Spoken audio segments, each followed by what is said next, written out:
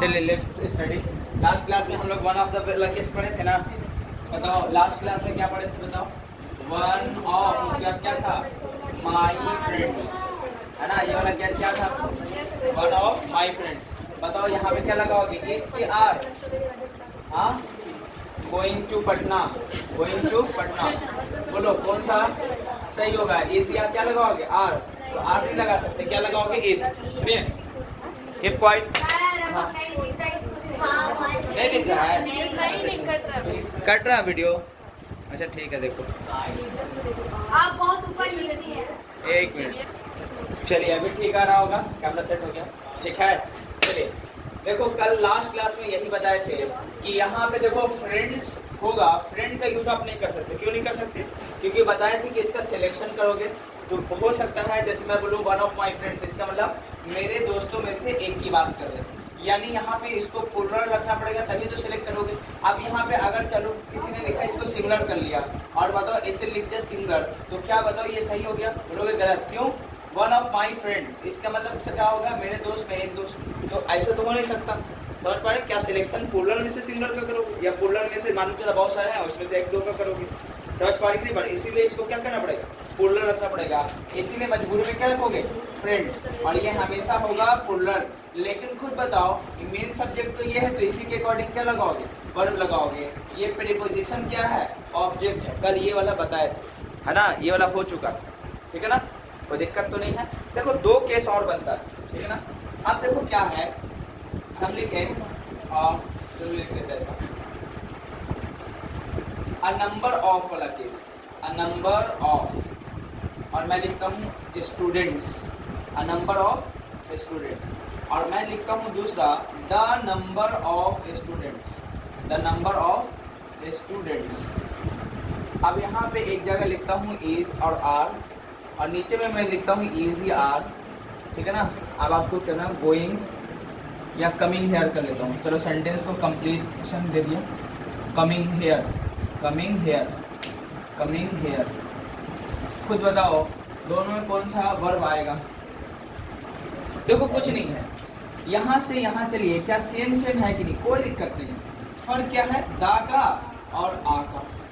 Clear है, कोई दिक्कत तो नहीं है, पक्का। अच्छा एक बात बताओ, मैं लिखता हूँ आपको पहले भी बताए थे, आ कंप्लीट इंग्लिश मीडियम स्टूडेंट, आ कंप्लीट इंग्लिश मीडियम स्कूल, ठीक है। चलो बेसिक और समझ लो। एक लिखते हैं the complete English medium school. दोनों में क्या अंतर, बस द और ई का अंतर, लेकिन मीनिंग बहुत अलग हो जाता है। समझ पा रहे। अब देखो क्या है, आगे चल के आर्टिकल में बहुत पहले पढ़े थे, लेकिन बेसिक बात पढ़ के निकले थे। देखो यहाँ पे क्या, अ नंबर ऑफ जब भी रहेगा, ठीक है ना, अ नंबर ऑफ स्टूडेंट्स यहाँ भी है, द नंबर ऑफ स्टूडेंट्स, यानी सब सेम है, सिर्फ ए और दा का फर्क है। आर्टिकल यहाँ पे इंडिफिनिट है, यहाँ पे क्या है, डिफिनिट। जब भी डिफिनिट आर्टिकल रहे, यानी नंबर डिफिनिट हो गया, यानी ये हमेशा सिंगुलर होगा, तो आने वाला वर्ब भी क्या होगा, सिंगुलर। और ये अ नंबर ऑफ है, स्टूडेंट्स को छोड़ दो, ये दोनों स्टूडेंट्स लेंगे। क्यों, मैं सिलेक्शन में कर रहा हूँ। देखो क्यों, आपको बताया था यहाँ पे सिलेक्ट किया जा रहा है, तो इसको प्लुरल ही लिखना पड़ेगा। ये दोनों को प्लुरल रखो, क्योंकि सिलेक्ट कर रहे। अब सिलेक्ट करें तो द नंबर मतलब निश्चित अमाउंट का कर रहे आप।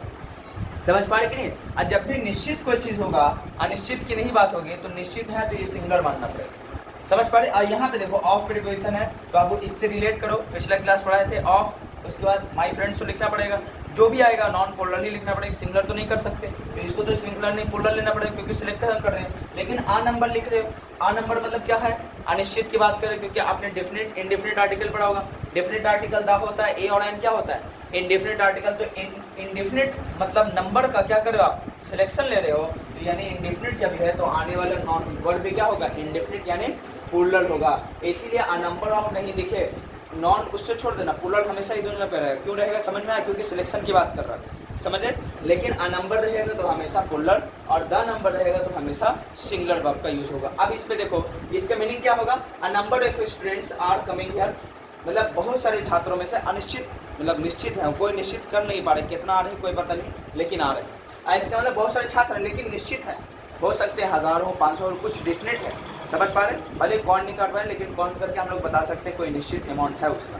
समझ पा रहे, तो ऐसे सिचुएशन में क्या होगा, वर्ब सिंगुलर हो जाएगा। अब देखो दो केस आएगा यहाँ पे, अब देखो इसी को पहले पढ़ लेते हैं। A complete English medium school, आज भी देखना अ कंप्लीट हो सकता है फैशन शॉप लिखे, ऐसा लिखता है, द कंप्लीट कहीं पर नहीं लिखता। अभी देखोगे कहीं भी इंग्लिश मीडियम स्कूल में जाना, वहाँ पे अ कंप्लीट इंग्लिश मीडियम लिखता है, द कंप्लीट इंग्लिश मीडियम क्यों नहीं लिखता?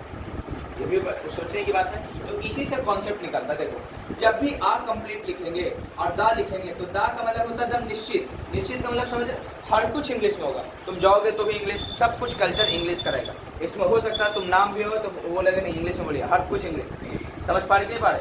वो कुछ ना मिक्स नहीं रहेगा, डिफिनेट हो गया था, मतलब ये हिंदी का बात ही नहीं चला गया। तो ऐसे केस में क्या हमारे यहाँ ऐसा है नहीं ना। दूसरी बात इसका कॉन्सेप्ट ये होता है, द कंप्लीट इंग्लिश मीडियम अगर लिख दिया है, समझ पा रहे, तो इसका मतलब ये होता है कि इकलौता है, एकदम डिफरेंट है, इसके अलावा और कोई है नहीं। तो क्या ऐसा भी होता है शहर में कि एक ही इकलौता बंदा है इंग्लिश मीडियम में और कोई नहीं पढ़ाने वाला? क्या ऐसा हुआ कभी? इसीलिए क्या लिखते हैं, अनिश्चित होता है। निश्चित मतलब समझ पा रहे ना, इकलौता वाला बात नहीं हो सकता, अनिश्चित हो सकता है। मेरे जगह मेरे के अलावा और भी हैं इंग्लिश मीडियम वाले स्कूल, तो उसको ऊपर वाला लेके चलिए। समझ पा रहे, ये वाला क्यों नहीं लिखे, समझ में आ गया? दो रीज़न की वजह से समझे। एक तो है एकदम प्योर हो गया, तो प्योरिटी मतलब बहुत कम चलता है। दूसरा क्या होता है, प्योरिटी की बात ना करके हम लोग ये करते हैं कि इनके अलावा और भी तो कोई होगा, निश्चित तो ये नहीं होंगे कि द कंप्लीट इंग्लिश मीडियम मतलब यही इकलौता इंग्लिश मीडियम स्कूल है शहर में और कोई नहीं। क्या ऐसा हो सकता है कभी? नहीं। तो इसका मतलब आ कंप्लीट, इसमें बहुत सारे इंग्लिश मीडियम स्कूल है, उसमें से मेरा भी एक इंग्लिश मीडियम स्कूल है। समझ पाए, ये दोनों का डिफरेंस है। समझ पा रहे कि नहीं पा रहे? जैसे ऊपर में कैसा था, वन ऑफ माई फ्रेंड्स, इसका मतलब मेरे दोस्तों में से एक थे, कई दोस्त है मेरे, लेकिन एक दोस्त क्या, हाँ वो पटना आचार्य। वही बात है, आ कंप्लीट इंग्लिश मीडियम स्कूल मतलब बहुत सारे इंग्लिश मीडियम स्कूल हैं, उसमें से मैं भी हूँ। आधा कंप्लीट इंग्लिश मीडियम मतलब कोई नहीं है, इकलौता मैं ही हूँ शायद। ऐसा कभी हुआ है? इसीलिए ये सेंटेंस का मतलब गलत निकालते हैं, द कंप्लीट ना लिख के आ कंप्लीट इंग्लिश मीडियम। आ कंप्लीट है ना, फैशन शॉप देखना लिखा होता है, द कंप्लीट क्यों नहीं लिखता? क्योंकि वजह है, क्लियर है, कोई दिक्कत तो इसमें नहीं है। इसको क्या कर लोगे, कॉपी, और दोनों को कॉपी करके उतार लेना है नंबर ऑफ। और हिंदी बताओ सेम होगा कि नहीं? समझ में आ रहा है? बोलो, कोई दिक्कत तो नहीं है ना? जल्दी कर लो। अब इस पे पैटर्न पे इंग्लिश का क्वेश्चन आंसर करो। तो इसका Hindi, one of my friends मतलब मेरे दोस्तों में से एक दोस्त है ना, या मेरे दोस्तों में एक पटना जा रहा है, ठीक है, ये जा रहे हैं। मेरे दोस्तों में एक दोस्त की बात कर रहा हूँ कि पटना जा रहे हैं। आइए, नंबर ऑफ स्टूडेंट्स इज या आर, तो आर लगेगा, क्यों लगेगा, समझ में आए थे, कोई दिक्कत तो नहीं थी? ये आपने इंडेफिनिट इंडेफिनिट आर्टिकल पढ़ा होगा। इंडेफिनिट आर्टिकल क्या होता है, ये हो रहा है, तो इंडेफिनिट नंबर की बात कर रहा है तो प्लूरल हो जाएगा, और डेफिनिट नंबर की बात करेगा सिंगुलर होगा, और कोई बात तो नहीं, ठीक है ना? कम, हाँ क्या होगा, बहुत सारे छात्र, दोनों का मतलब वही होगा, बहुत सारे छात्र यहाँ रहे। अब बहुत सारे छात्र, अगर दाना नंबर लिख दिया, जैसे कोई निश्चित छात्र है बहुत सारा, लेकिन निश्चित अमाउंट है, और आ नंबर लिखा तो बहुत सारा तो लिखेंगे, समझ पा रहे कि नहीं पा रहे? लेकिन अनिश्चित हो जाएगा, मतलब काउंटिंग नहीं, अनिश्चित। हाँ, yes, you can go, if you have any problem you can go. Live ज़्यादा अच्छा होता है सर। चलिए, हो गया ना, कोई दिक्कत तो नहीं है? उसको डाउन कर दीजिए, गिरा दीजिए, गिरा दीजिए। सर दूसरा पूर्ण रूप से मतलब बहुत सारे अंग्रेजी माध्यम स्कूल है, पूर्ण रूप से अंग्रेजी माध्यम स्कूलों में से एक स्कूल की बात कर रहा है, यानी है बहुत सारा, उसमें से एक स्कूल ये भी है जहाँ पे लिखा रहेगा, उसके बाद आप दा लगा देंगे, इसका मतलब इकलौता यही है, इसके अलावा कोई अंग्रेजी मीडियम स्कूल कंप्लीट है नहीं। समझ में आ गया? कोई दिक्कत नहीं। अब देखो रिकॉर्डेड, तुम अगर रिकॉर्डेड क्लास देख लेते हो तो क्या अलग से ज्ञान कुछ आ जाता है, या तुम कमेंट मार दोगे, देखो फोकस करोगे तो कभी भी जिंदगी में डॉट नहीं रहेगा। टीचर बेस्ट से बेस्ट ही पढ़ाता है ताकि बच्चों में क्रिएट डॉट ना हो। समझ पा रहे कि पा रहे? लेकिन एक हो जाता है ना कि नहीं लाइव देखेंगे तुम क्या कर सकते हो, वही होगा। और अगर रिकॉर्डेड देखोगे, हो सकता है कभी धीमे और फास्ट की बात हो जाती है, तो आप डबल स्पीड पे करके देखो, उससे टाइम भी सेविंग होता है। डबल स्पीड समझ रहे? यहाँ देखो कभी कभी लगता है कि बहुत स्लो पढ़ा रहे, ऑप्शन वहाँ रहता है गुना मल्टीप्लाई वाला, तो आप 1.5 गुना 2 गुना स्पीड कर सकते हो। समझे कि नहीं समझे? वहाँ पे क्वालिटी पे जाओगे तो रहेगा ऑप्शन में 2 गुना 3 गुना करा, क्लियर? आप चलो, कोई दिक्कत है? हाँ, नए कोई भी इंसान कुछ काम करता है तो देखोगे उसको बहुत एक्साइटमेंट होता है, वो 1-2 महीने बाद वो खत्म हो जाता है। समझ पाए? जैसे नई शादी होती है देखते हो कैसे होता है, कि एकदम दुल्हन अगर छींक भी दी तो तुरंत डॉक्टर को बुला देते घर पे कि क्या हुआ, और 2 साल बाद छींक भी दी, कहा है ला इतना छींक लेने पैसा ना, ऐसा होता है कि नहीं होता? नए नए जोश होते हैं आप तुम लोग, वही बात। चलिए हो गया जी, कोई दिक्कत तो नहीं है। सुनिए यहाँ पे ध्यान दो, आप देखो कुछ एक सुनो, एक समय एक टाइम में पढ़े थे एवरी और ईदर नीदर, है ना, सम वाला। देखो एवरीथिंग लगाओ, है ना, एवरी बडी लगाओ, ठीक है ना, सम थिंग लगाओ या सम बडी लगाओ, सम बडी लगाओ, समझे? या कोई देखो थिंग या बडी कहीं भी लगा रहे, या मैं लिख दूं नथिंग, क्या लिखा है नथिंग, या मैं लिखो समथिंग, समथिंग लिख दिया, एवरीथिंग लिख दूं नथिंग हो गया, नोबडी लिख देता हूँ, समथिंग सब लिखा है। अब इन सभी वाला जहाँ जहाँ थिंग और बडी वाला केस आ जाता है, समझ रहे कि नहीं समझ रहे? इनके बाद आने वाला वर्ब हमेशा होगा सिंगुलर। क्या लिखोगे? सिंगुलर। अभी हिंदी निकालना सिखाएंगे, पर देख सीख लो, जहाँ जहाँ बडी लगा रहे, जहाँ जहाँ थिंग लगा रहे, हमेशा आने वाला वर्ब क्या होगा? सिंगुलर। याद कीजिए, ईच जहाँ पे दिख जाए आने वाला नॉन सिंगुलर वर्ब सिंगुलर, भले एंड से कितना भी जुड़ा हो। समझ पा रहे कि नहीं पा रहे? अब ऐसे केस में सिंगुलर हो गया, आने वाला वर्ब हमेशा सिंगुलर। और इसके अलावा इनका जो एडजेक्टिव बनता है, जैसे आई का माई बनता था पॉजिटिव एडजेक्टिव, याद है? Yes. तो ऐसे केस में देखोगे जहाँ थिंग लगा हो, जहाँ थिंग लगा होगा उसका एडजेक्टिव क्या लगा होगा? I think. समझ पा रही कि नहीं पा रही? कोई दिक्कत तो नहीं है।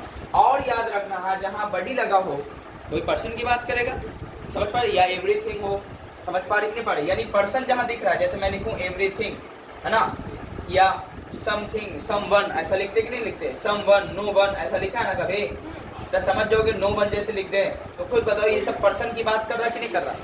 जहाँ आप देख लो कि पर्सन की बात है तो वहाँ पे इट को यूज नहीं करेंगे, वहाँ पे हीज, HIS, हीज को रिप्लेस करेंगे, उसके एडजेक्टिव फॉर्म। जैसे सब लोग अपना अपना काम कर रहे हैं तो एवरीबडी इज लगाना, आर नहीं लगाना, है ना। डूइंग लगाओगे एवरीबडी इज डूइंग, मतलब सब लोग कर रहे हैं अपना अपना काम, तो क्या लगाओगे? हीज वर्क लगा के निकलना। बोलो क्लियर है?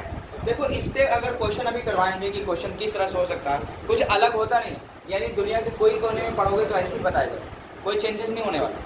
समझ पा रही कि नहीं पा रही? ये मत समझ कि कुछ चेंज होने वाले बदलाव। हाँ क्वेश्चन कैसे लगता है वो भी मैं निकाल मतलब बता देता हूँ कि कैसे लगेगा, तो दिक्कत की बात नहीं। और जो आपकी बुक में है एक्सरसाइज उसके अकॉर्डिंग कैसे हिंदी इंग्लिश ट्रांसलेशन निकालोगे उसके अकॉर्डिंग बता दें। यहाँ पे देखो नथिंग हो गया, एवरीथिंग हो गया, समबडी, एवरीबडी, जो भी लगा हो, बडी वाला केस पर्सन दिख जाए तो आपको पॉजिटिव एडजेक्टिव में क्या लिखना है? हिज। अगर थिंग यानी कोई वस्तु की बात हो उसका पॉजिटिव एडजेक्टिव IT निकालना। क्लियर है? अब देखो एक मैं अब यहाँ पे एक क्वेश्चन लिख लेता हूँ, चलो मैं एक एग्जांपल लिखता हूँ। मैं लिखूँ नथिंग आर इजी, क्या सेंटेंस मैंने सही लिख दिया? हाँ सेंटेंस सही है? नहीं, गलत लिखा कि नहीं लिखा? बताओ यहाँ पे गलत लिखा है, आर की जगह क्या लगाना पड़ेगा? इज। हाँ कोई भी वर्ब आएगा हमेशा सिंगुलर हो, ठीक है ना, कोई दिक्कत तो नहीं है। अब चलो समथिंग, समथिंग आप लिख देता हूँ इज और समथिंग मतलब बताता हूँ कुछ, समथिंग मतलब कुछ, इज या आर, फिशी, somebody, somebody मतलब कोई, चलो यहाँ फिशी हो, अभी बताएंगे। फिशी मतलब कुछ गड़बड़, हाँ कौन वाला? समथिंग मतलब कुछ, नहीं पूरे का, या हाँ नहीं इधर लिखा ना, नथिंग मतलब कुछ नहीं, एवरीथिंग मतलब एवरीथिंग मतलब क्या होगा? क्या हो गया? आपने कितना पावर। नथिंग मतलब क्या होगा? कुछ नहीं। एवरीथिंग मतलब क्या होगा? सब कुछ। और एवरीबडी मतलब सब कोई। समथिंग मतलब कुछ, समबडी मतलब कोई, और समवन मतलब भी कोई होता है, लेकिन दोनों में अंतर है थोड़ा सा मैं बताऊँ। नो वन मतलब कोई नहीं, क्लियर है? और नो बडी भी होता है, नो बडी मतलब भी कोई नहीं, लेकिन दोनों में क्या अंतर है? देखो समवन अगर कोई बोला है और समबडी कोई बोला तो दोनों में क्या अंतर है? अगर मालूम चला मैं स्पीकर बोल रहा हूँ, समझ पा रहे, तो पहला ये होता है कि समबडी का यूज़ फॉर्मल तौर पे होता है। जैसे आप किसी को बोलते हैं कि आप यहाँ आइए, तो सुनने में अच्छा होता है, ये फॉर्मल लैंग्वेज है। तुम यहाँ हो, तुम होता है ना, तुम लगा के बात करते हो, तो इनफॉर्मल में चला जाता है, आ रहे हैं कि नहीं आ रहे हैं, ऐसा होता है ना। आप आएंगे कि नहीं आएंगे, जब आपके मतलब बोलने में लहजा पता चले, एकदम फॉर्मल लैंग्वेज, जैसे आप एक ऑफिशियल लैंग्वेज बोलते हो, तो ऐसे केस में क्या लगाना, somebody। somebody का मतलब वो होगा जहाँ पे ऑफिशियल रूप से यानी रिस्पेक्ट से बात करोगे तब कहोगे somebody। someone करोगे जब ऑफिशियल होगा, मतलब ये बातें उतनी मतलब ऑफिशियल तौर पे ना हो, तब ऐसे केस में क्या लगाओगे, someone। मतलब बोलचाल की भाषा। हाँ, बोलचाल जिसको आप कोलोकियल लैंग्वेज बोलते हो, तो संबंध लगाना। जैसे डोंट गो देयर। चलो लाइट तक को देखो, लाइट जला लेना, अभी देखो ठीक आ जाएगा, ठीक है। तो अगर लिखा रहे, देखो somebody लिखा रहे, तो इसका मतलब क्या समझोगे, फॉर्मल लैंग्वेज है। और इनफॉर्मल लैंग्वेज के लिए क्या समझोगे, someone। जैसे आप याद करो, जैसे कोई आपके बड़े हैं तो आप क्या बोलते हो, आप वहाँ मत जाइए, है ना। और कोई छोटा होता तो तुम वहाँ मत जाओ, यही तो बोलते हैं, यानी फॉर्मल इनफॉर्मल की बात है। इसी तरह डू और डू नॉट, यानी जितने भी कॉन्ट्रैक्टेड फॉर्म होते हैं, जैसे डू का डू नॉट का डोंट बनता कि नहीं बनता। जैसे हम किसी को बोलें, जैसे मतलब चाहे प्रिंसिपल हैं और आपको बोलना, सजेशन उनको देना है या एडवाइस के तौर पे किसी चीज़ को बताना कि आप वहाँ मत जाइए, तो डोंट गो देयर वहाँ उनके लिए मत यूज़ करो, क्या कहोगे, डू नॉट गो देयर। वो आपके बड़े हैं तो आपके लिए फॉर्मल लैंग्वेज मतलब का यूज़ करना बेहतर होगा। और इनफॉर्मल मतलब समझ रहे, डोंट गो देयर ऐसा कह दोगे। ये थोड़ा सा डिफरेंस है स्लाइटली, बस और कुछ नहीं। समवन, अब देखो पहला डिफरेंस समझ में आ गया, फॉर्मल लगाएंगे तो somebody और इनफॉर्मल होगा तो someone।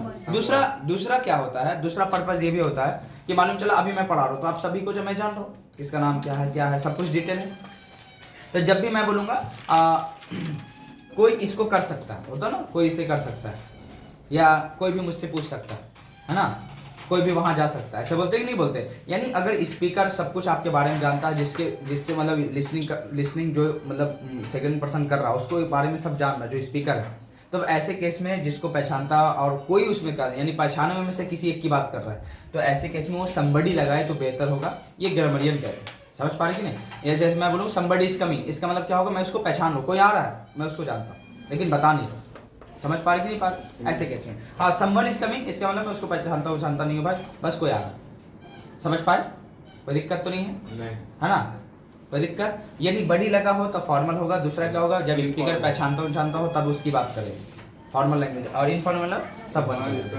क्लियर है, कोई दिक्कत नहीं, दोनों डिफरेंस समझ में आ गया। अब देखो कहीं लिखा नहीं रहता ये सब बातें, ठीक है ना, क्योंकि आप क्वेश्चन की बातें करें तो एग्जाम हॉल में क्या होता है भाई, बस इतना पढ़ाया जाता है। इन सभी को देखोगे बर्थडे या थिंग वाला केस तो हमेशा क्या होगा, सिंगुलर, आने वाला वर्ब भी क्या होगा, सिंगुलर। दूसरा ये देखोगे कि कोई थिंग वस्तु की बात कर रहा है तो इसका पॉसेसिव एडजेक्टिव इट निकलेगा, सॉरी इट्स निकलेगा, क्योंकि पॉसेसिव एडजेक्टिव क्या निकलेगा, इट्स। और इसका जो पर्सन होगा यानी somebody या किसी पर्सन की बात होगा तो उसका पॉसेसिव एडजेक्टिव क्या होगा, हिज होगा। इतनी पढ़ा के छोड़ दिया जाएगा।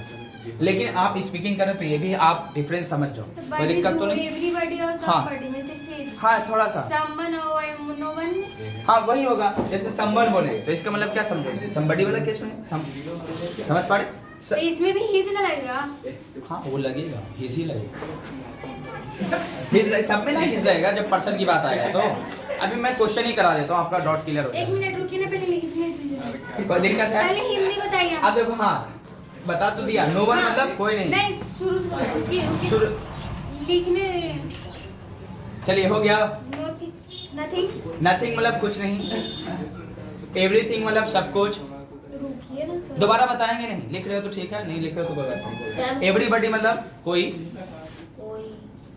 तुम लोगों को कहानी कितना भी सिखा दो, जब घर से निकले हो तो बस एक बार फी भर दिया ना, सीख रहा है कि नहीं सीख रहा है, डेट निकल जाएगा, कोई फर्क थोड़ी पड़ता। तुम लोग माँ बाप बेचारे कितना मेहनत से पैसे लाते हैं, उनसे पूछो। एवरीबॉडी समथिंग हो गया ना, नथिंग मतलब कुछ नहीं, नथिंग मतलब कुछ नहीं, एवरीथिंग मतलब सब कुछ, एवरीबॉडी मतलब कोई, समथिंग मतलब कुछ, somebody मतलब भी कोई, मतलब हाँ।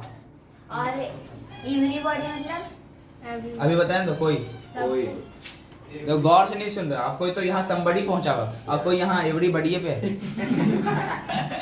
गधा गधियों की कमी है। मैं शुरू से बता रहा हूँ कि फिर से, नथिंग मतलब कुछ नहीं, एवरीथिंग मतलब सब कुछ, एवरीबॉडी मतलब कोई, अरे कोई नहीं, और समथिंग मतलब कुछ, somebody मतलब भी कोई होगा, someone मतलब भी कोई, और no one मतलब कोई नहीं, ठीक है ना। और nobody मतलब भी कोई नहीं, nobody मतलब भी या someone मतलब no one मतलब कोई नहीं। क्लियर है, अब आइए एग्जाम्पल को समझो। आने वाला वर्ब हमेशा देखोगे थिंग बड़ी लग गया जहां पर हमेशा वर्ब क्या होगा, सिंगुलर होगा। अब यहाँ पे नथिंग मतलब कुछ नहीं, अब आर तो नहीं लगा सकते, नथिंग इज इजी लिखेंगे, कुछ भी आसान नहीं है। समथिंग, समथिंग मतलब कुछ, समथिंग इज या आर लगेगा बताओ, समथिंग इज और आर का यूज नहीं करोगे। और फिशी मतलब होता है गड़बड़, यानी कुछ तो गड़बड़ है। इसके अलावा आप कभी कभी मुहावरे कहते हो दाल में कुछ काला है, तो वही मतलब निकला समथिंग इज फिशिंग मतलब क्या होगा, दाल में कुछ काला है। बोलो कर लोगे? देखो मैं ये पर्पज आपको लेके चल रहा हूँ कि स्पीकिंग के साथ आपका थोड़ा ग्रामर सुधरे। इन केस कभी हॉल एग्जाम हॉल में बैठो और ग्रामर की कभी बात कर दे तो तुम्हें घबराने की जरूरत नहीं पड़े, क्योंकि स्पीकिंग कोर्स करके यहाँ ग्रामर का पता नहीं, वो कुछ अलग नहीं होता। समझे कि नहीं समझे? ये दोनों लेके मैं चल रहा हूँ, समझ पा रहे कि नहीं पा रहे कि एक बार पढ़ लो तो फिर हमेशा के लिए दूरी। ये मत समझना कि घबराने की बात है। अगर कोई तुम को कह दे नथिंग आर इजी तो हंसना कि हाँ समझ में हो सकता ना कोई इंग्लिश बोलने की चक्कर, तब उसको मालूम चला आप मजाक उड़ाने के साथ समझा देना हो जाए। ये कभी कभी कहा जाता है ना कि बच्चे अंग्रेजी बोलो गलत हो या सही, क्यों बोला जाता है कि अगर मालूम चला अगला पर्सन नहीं जान रहा है तो मुश्किल तो हीरो हो कि वाह बड़ा अंग्रेजी बोला, हो सकता है कि नहीं हो सकता। दूसरा, इन केस अगर गलती बोल दिया तो अगला पर्सन मानने आएगा, समझाएगा यहाँ पे गलती ऐसे नहीं ऐसा होना चाहिए, तो दोनों फायदा। इसीलिए कहा जाता है कुछ भी हो तो अंग्रेजी बोलो। ऐसे कई बच्चे हमने देखा है, ऑटो रिक्शा वाले से एक मैडम मतलब पैसे नहीं था तो अंग्रेजी में बात करने लगी, टेम्पो वाला छोड़ दिया पैसा। आप लोग भी कीजिए, समझ रहे कि नहीं समझ रहे? जब पैसे ना हो तो बस चटका मटका मार देना, उसी में आई लव यू कह देना, तो फिर और दिक्कत हो जाएगा। लड़के लोग के लिए कह रहे हैं, समझ रहे कि ना? तुम लोग कहेगा तो हो जाएगा, वो समझ जाएगा क्या बोल रही है। ये हंसने की बात नहीं, चलो ये सब है मजाक का, ऐसा होता है। अच्छा आई लव यू को मतलब गलत मीनिंग नहीं है, ये मसला है। अच्छे लोगों से कीजिए, जैसे अपने माँ बाप को कभी कहा आई लव यू तो गलत मीनिंग है। अपने दोस्त को जो आपका हेल्प कर आपकी जिंदगी को बनाने के लिए इतने जो भी ग्रेट इंसान आपके दिन कह सकते हो बोल रहे हैं। हाँ तो हर लोगों से नहीं, ये नहीं कि आपको फिर दिक्कत हो जाए, वो ध्यान रख के करना, ठीक है ना? चलिए हो गया ये बातें। अब देखो मैं क्वेश्चन इस पे करा देता हूँ।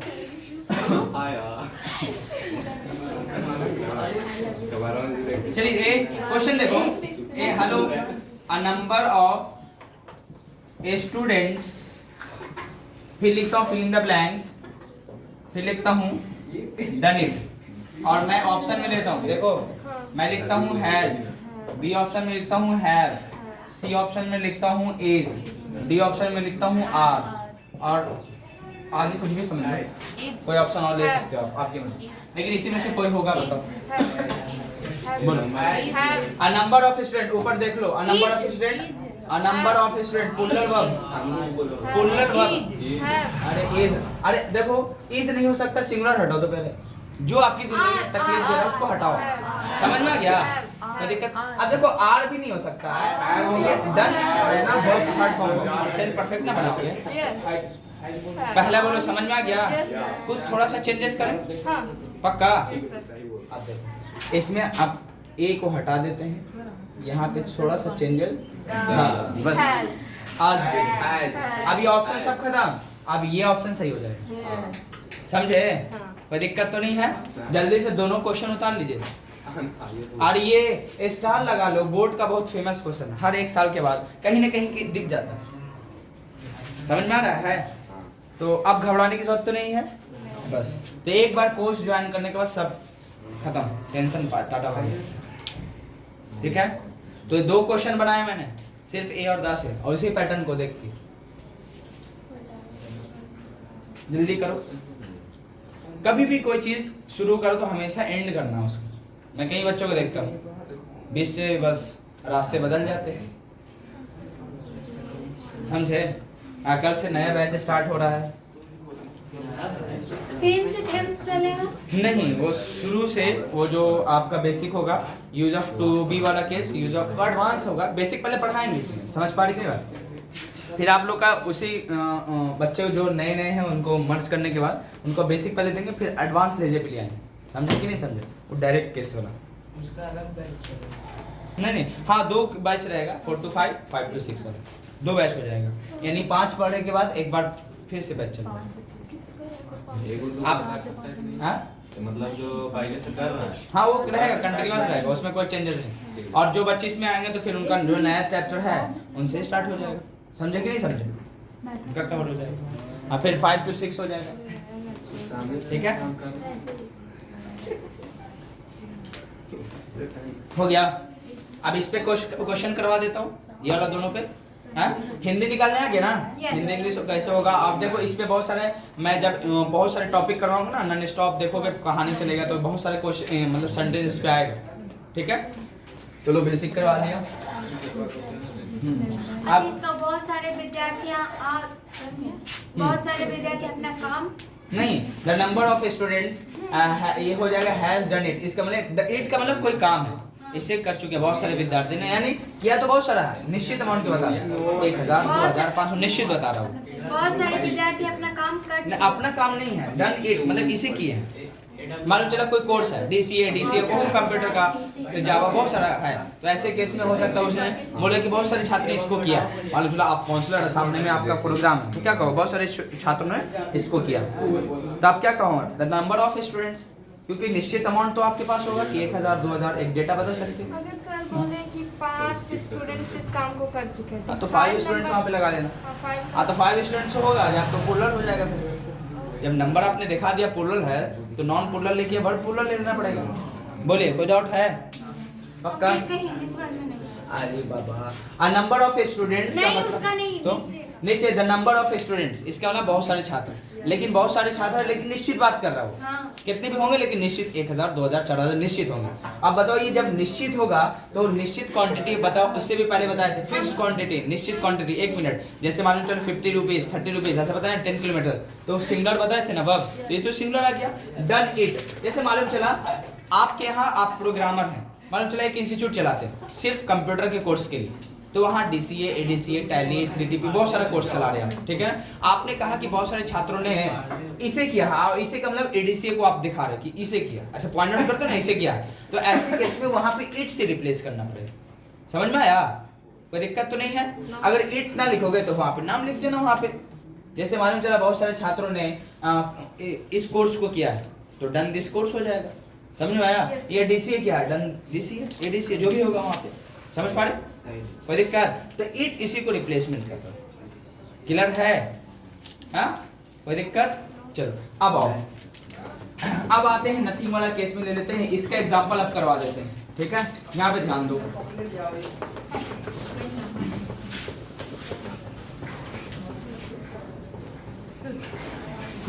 मैं लिखता हूँ somebody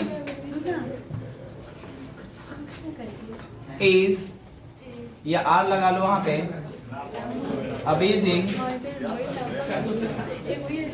you। ऑप्शन में देंगे, मैं लिख देता हूँ is, बी ऑप्शन में आर, सी ऑप्शन में हैज, डी ऑप्शन में हैज, चलो हैज कर लेता हूँ। ये चारों ऑप्शन एकदम हल्का है, बोलो कौन सा? अब यहाँ पे आपने देखा कंटिन्यूअस वर्ब है तो हैज हैव तो हो नहीं सकता, ही तो फालतू है। हैज हैव अपने बाद परफेक्ट फॉर्म ऑफ वर्ब यानी थर्ड फॉर्म वर्ब लेता है, तो ऐसे कैसे कि दोनों खत्म है, ये झंझट खत्म। या तो प्लूरल या तो सिंगुलर, ये दोनों में से आए। कंटिन्यूअस वर्ब को टाइम दिखाने के लिए एमिसा लगाते हो तो दोनों प्रेजेंट टाइम को दिखा रहे, लेकिन फर्क ये है कि सिंगुलर होगा तो वर्ब सिंगुलर, प्लूरल होगा तो वर्ब प्लूरल। तुम्हें गाली दे रहा है। हाँ तो यहाँ पे क्या हो जाएगा? इज हो जाएगा। इसके लिए ना somebody is abusing you, कोई आपको गाली दे रहा है।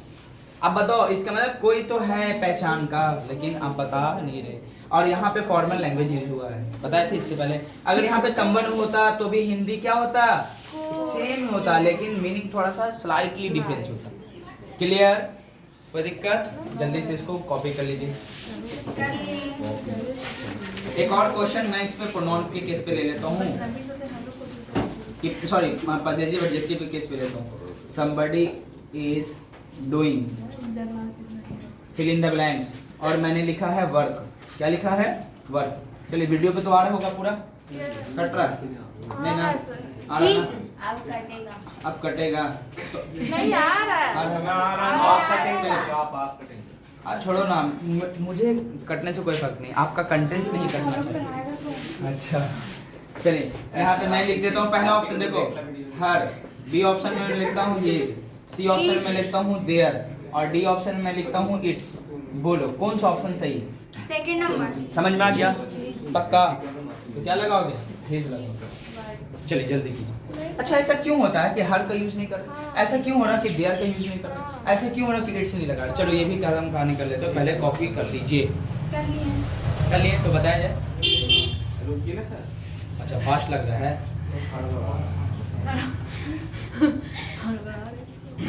मैं नहीं हल रहा पर मैं कभी कभी बच्चे का शिकायत आता है बहुत स्लो पढ़ा रहे, इसके लिए मैं कहीं भी जाता हूँ तो अपना इस मतलब जो नॉर्मल स्पीड से 1.5 गुना लगा ही लेता हूँ।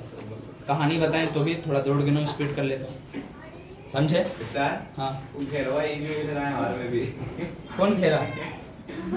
सबसे लास्ट से सही करनी। वहाँ पे। यहाँ वहाँ इसके ऊपर, इसके ऊपर। क्या घेरा? घेरवा। हाँ, इस तो यहाँ नहीं दिख रहा बाबू टिकॉटी क्या नहीं। होता? तुम्हें देखने क्या जो था, अगर गलत भी आप होता तो आपको तो फर्ज था कि सर आप पहले क्या बताए थे अभी क्या हो सकता, समझे? ये तो अंडरस्टैंडिंग आपकी आ सकती आप बताइए सर। है। कल आप बता रहे, सुनो कंफ्यूजन दूर। देखो समबडी अभी बताया है कि सिंगुलर होता है, ठीक है ना? तो आने वाला वर्ब सिंगुलर होगा, क्लियर? जैसे एवरीवन बताया था ना, हर एवरी भी का तो हो सकता, वो भी सिंगुलर। क्लियर? हर। अभी रुकिए ना, वो बताए ये सिंगुलर है तो वर्ब सिंगुलर तो आ रहा है, ये तो बात क्लियर है। देखो यहाँ पे लो, अब देखो यहाँ पे लास्ट स्टेप है, देखिए बड़े बड़े पोस्ट पे देखो ये सिंगुलर है तो आने वाला वर्ब सिंगुलर है, तो इस केस में प्लूरल का एडजेक्टिव फॉर्म नहीं लगेगा, पहले खत्म। देखिए कोई पर्सन को दिखा रहा है, ये कोई नॉन लिविंग थिंग्स को दिखा नहीं रहा है, तो इट्स का यूज भी नहीं है। ये दोनों खत्म कैसे हुआ समझ में आया? बचा क्या? हर और हिज। सर हिज क्यों हुआ, हर क्यों नहीं हुआ? अब देखो ऐसा होता है कि जहां पे आप कुछ नहीं समझते उसको मेल कंसीडर मान के चलते हो। क्या भगवान को किसी ने देखा है?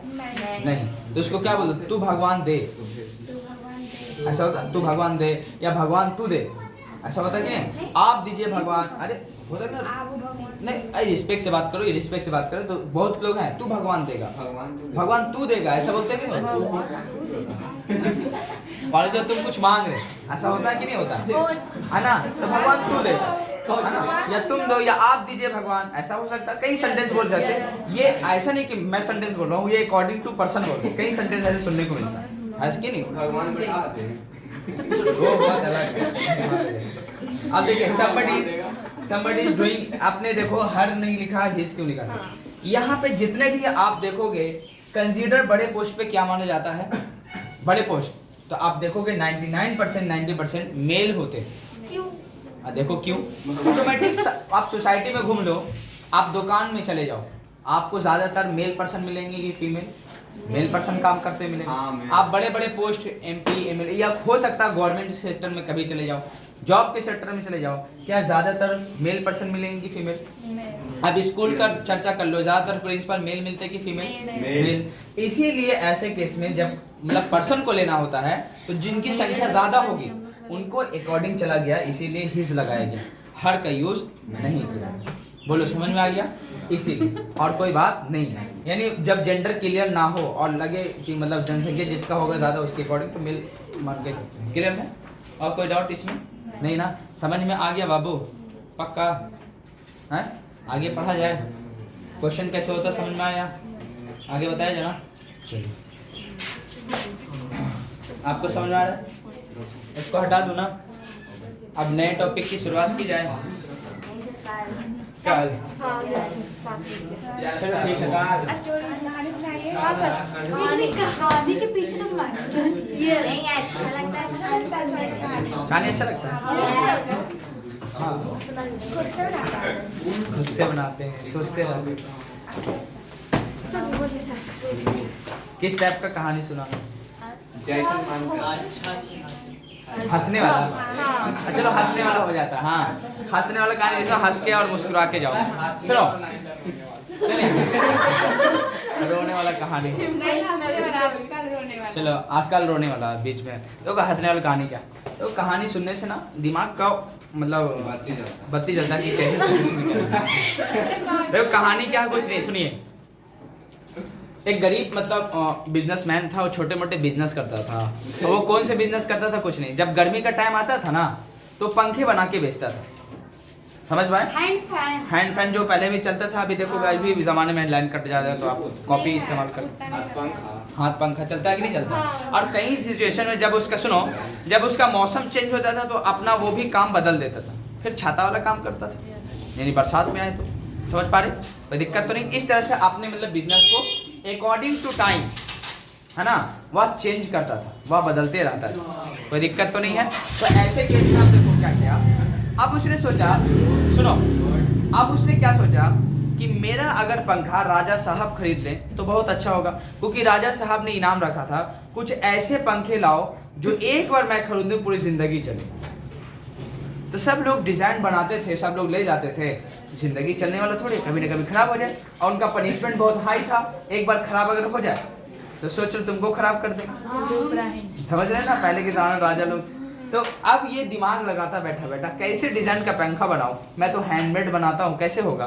तो दिमाग से सोचता है कि ठीक है, राजा के पास साहब जाएंगे और कैसे इसको मतलब पुटियाएंगे, और वो देखो पुटियाने का कैसे काम करता है। ले जाता है पंखा और कहता कि बस 10 का 2 जोड़ा जिंदगी भर चलाइए, अगर खराब हो जाए तो मुझसे गारंटी लीजिए, मेरी जिंदगी बर्बाद कीजिए। राजा को तो मौका था, बोलता 10 का 2 पंखा बुला लो। गली से जब गुजर रहा था महल से तो बुला लिया, क्या ही आइए, राजा साहब आपको बुला रहे, काहे के लिए, तो इन पंखा को जो डिमांड था पूरी जिंदगी चलाइए, वो बहुत दिन से खोज रहे, आइए। तो लेके गए राजा साहब के पास, और वही पंखा वाला को बोला गया कि लाइए कैसा पंखा है, तो बोलता है कि बस लीजिए पंखा चलाइए, आप पूरी ज़िंदगी आराम कीजिए, चलते रहेगा, कभी टूटेगा नहीं। तो बोला अरे, फिर बोला कि चढ़िएगा मत, मतलब टूट जाएगा, झलने से टूटेगा नहीं, इसकी गारंटी। बोला ठीक है। अब उसने खरीद लिया, 10 रुपया दिया, और इनाम था कि अगर पूरी ज़िंदगी चल गया तो आधी प्रॉपर्टी राजा को तुम्हारे नाम है, ये लिख के, तब तो और अच्छी बात है। तो दिमाग लगा रहा कि कोई बात नहीं है, कि 2 पंखा दिया 10 रुपये में, चल गया। चलने के बाद जैसे 5 दिन हुए वो पंखा टूट गया। तो घुमा रहा है, तो जानते हो ना, कहीं कहीं से मिस्टेक हो गया था, खुल के टूट गया। राजा को गुस्सा आ गया कि अरे ये तो बोला था कि कहीं ज़िंदगी चलेगा। तो बुलाया गया कि आइए आइए, आपने तो झूठ वचन दिया था, झूठा वचन है, बुलाइए। तो जब राजा के दरबार पेश हुआ तो बोला कि हाँ राजा साहब बोलिए क्या बात है, तो आपने क्या कहा था कि पूरी ज़िंदगी चलेगा, 5 दिन में टूट गया, ऐसा कैसे हुआ। तो बोलता है कि आपने सेंटेंस गलत सुना था, इसको ऐसे ऐसे हाथ से नहीं चलाना था, आपने गर्दन को ऐसे ऐसे करना था, पूरी जिंदगी फिर चलता रहता। अब ऐसे केस में खुद बताओ राजा को कैसे दिमाग लगा के उसको चलाने का केस था, समझ रहे ना। और ये कहानी वहीं पे उसको मतलब इनाम दिया गया कि ऐसे भी लोग होते हैं, समझ पा रहे कि नहीं पा रहे। और यहाँ से पूरा मतलब दरबार में जितने लोग थे सब हंसे, कह के कि वाह उसको, लेकिन राजा पनिशमेंट नहीं दिया, हंसने में बदल के चले गए। आप उसने बोला कि ज़िंदगी में ऐसा कुछ चीज़ नहीं बना है कि आपकी पूरी ज़िंदगी साथ दे, कभी ना कभी खराब हो सकता है, ये इस चीज़ की गारंटी नहीं है। तो क्या आप ऐसे ऐसे करोगे तो राजा को चलाना देता तो आधा प्रॉपर्टी का मालिक तुरंत बनता कि नहीं बनता। ये थोड़ा फनी टाइप का था, ऐसा नहीं है कि कुछ होने वाला था, तो बीच बीच में लंबा वीडियो ना हो इसीलिए। चलिए मुझे उम्मीद है खत्म।